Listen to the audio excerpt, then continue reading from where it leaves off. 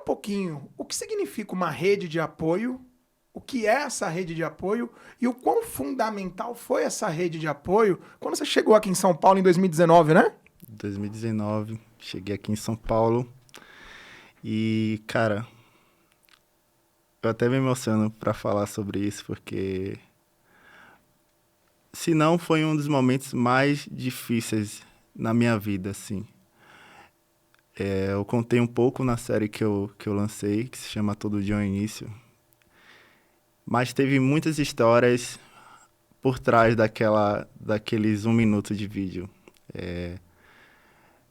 Eu vim de Salvador, lá eu já tinha essa empresa, a Ultrafox, só que a Ultrafox nasceu em um momento muito delicado da minha vida. Ela nasceu, tipo, em uma decisão, em uma bifurcação. Eu trabalhava, eu fui para um navio, trabalhei em um navio lá na Europa, na MSC, e fiquei lá durante 8 meses. Foi uma época que, nossa, eu sofri muito preconceito por ser brasileiro, por ser preto, mas, assim, eu encontrava forças todo dia para me manter ali, mas chegou uma hora que eu falei, não aguento mais, vou embora. E ali minha vida recomeçou mais uma vez, porque eu já tinha largado o futebol. E eu ficava com aquela sensação de não concluir nada que eu começava. Eu sei que muitas pessoas que vão assistir isso devem se sentir assim. Cara, eu começo uma coisa, começo muito bem, e até consigo desenvolver isso, mas no meio ali do caminho as coisas não fluem mais e a gente acaba desistindo, não porque você quer, mas porque as circunstâncias te levam para aquele lugar, sabe? E aí eu comecei a procurar emprego e essa foi uma fase muito importante porque a Ivana estava comigo nesse momento. A gente já fez tantas loucuras. A galera olha para a nossa vida hoje e acha que Começou aqui. tudo começou aqui em São Paulo, mas a gente já foi para entrevistas de emprego que a gente nem foi convidado. A gente chegou lá com o currículo e estava lá estabelecida a entrevista. A gente ia atrás de emprego, já bati na porta do Cine para conseguir trabalhar e a gente nunca conseguia uma vaga de emprego. E ali, Deus era com a gente até naqueles momentos ali, que a gente sempre foi muito persistente, sabe? Uma coisa não deu certo, a gente vai para outra. Nossa. A gente começou também uma empresa de vender roupas. A gente viajava para vender roupa. É muito engraçado. A gente viajava, comprava os materiais, as confecções, voltava tipo sacolão, sabe? Uhum. E aí a gente vendia essas roupas. Aí, como a gente era muito bonzinho, muito amigas, a gente fazia fiada, as pessoas não pagavam e ficava por isso mesmo. E, enfim, a gente quebrou várias vezes, resumindo a história. A gente quebrou várias vezes. E aí, nessa época, eu comecei a fazer faculdade de turismo e eventos. Tecnologia em eventos, em gestão de eventos, lá na Unifax. E aí, eu arranjei um trabalho de recepcionista num hotel, no ramo de hotelaria, que a gente já era familiarizado. E aí começaram a ter alguns eventos à noite. E o meu chefe, ele era um italiano. E a galera de lá de fora, não é que eles sejam rígidos no trabalho, é porque a nossa cultura é diferente, a cultura deles é outra. Uhum. Eu super entendo, mas eles são mais duros, sabe?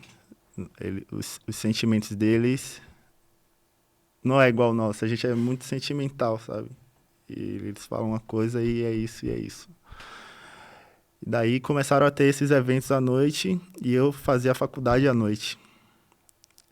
E eu comecei a trabalhar justamente para pagar a faculdade, que por sinal a gente entrou sem saber como é que a gente ia pagar, porque foi pela fé.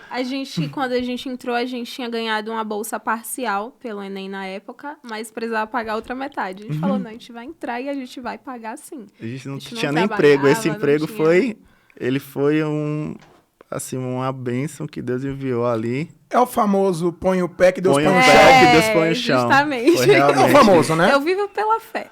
E a gente foi no último dia de matrícula e a gente se matriculou no mesmo dia, assim, faltando um dia para acabar o prazo da matrícula. E voltando lá na história, esses eventos já estavam atrapalhando o meu desempenho na faculdade. Só que ele pediu para eu decidir se eu queria continuar lá no trabalho ou se eu queria continuar os estudos, não ir nos eventos, mas também perder o emprego naquela hora. E como era um valor que, assim, os meus pais, eles me ajudaram até certo ponto, assim, e me ajudariam muito mais. Só que, assim, como eu tinha esse trauma de começar uma coisa e não iniciar, e sempre eles estavam envolvidos ali financeiramente, ajudando, pagando, eu queria dar esse orgulho para eles, dizer, poxa, eu vou conseguir concluir a minha faculdade sem precisar da ajuda dos meus pais e vou conseguir ajudar eles de alguma forma com esse estudo e com esse conhecimento que eu adquiri. Enfim, eu fiquei nessa bifurcação. O meu chefe me chamou naquele dia, a gente sentou na sala e ele falou, olha, ou a faculdade ou o seu trabalho. E eu não tinha outro recurso, tinha encontrado aquele emprego com muito custo, a gente saiu e espalhou currículos da cidade inteira, a gente já não aguentava mais, tinha dia que a gente acordava 4 da manhã para ir no... Isso em Salvador? Em Salvador, numa agência de emprego para conseguir emprego, e as portas não se abriam.